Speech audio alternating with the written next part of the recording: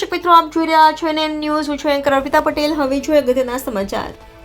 સાવરકુંડલા તાલુકાના નવા ગામ જાંબુડા ગામે ધોળકિયા ફાઉન્ડેશન સુજલામ સુફલામ અને ગામના લોકફાળાથી બનાવાયું સરોવર.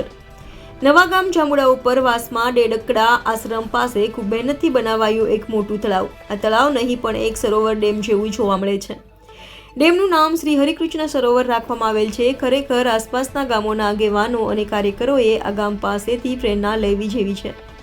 વિઠ્ઠલભાઈ ધાનાણી દરેક લોકોને કહે છે કે આવનારા દિવસોમાં પાણીનું ખૂબ જતન કરવું પડશે.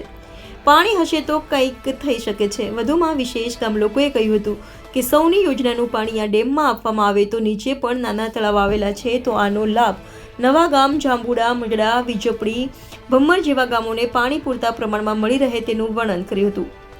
ખરેખર આ સરોવરમાં પાણી 5 થી 7 વીઘામાં ભરાઈ ગયેલું નજરે પડે છે.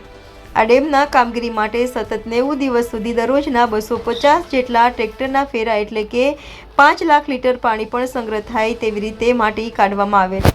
ખાસ ધોળકિયા ફાઉન્ડેશન, સુજલામ સુફલામ અને ગામના આગેવાનો અને કાર્યકરો તેમજ સુરતમાં વસવાટ કરતા અશોકભાઈ વેકરિયાનું પણ વૃક્ષારોપણ માટે સહયોગ કરી હરિયાળી ક્રાંતિ બને તેવું તેમનું સપનું સાકાર થયું હોય તેવા દ્રશ્ય હાલમાં જોવા મળે છે.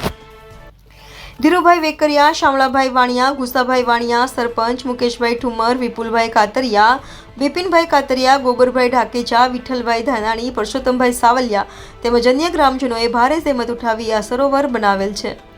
Reporter Dilip Vaghela, NN news, Savarkundla.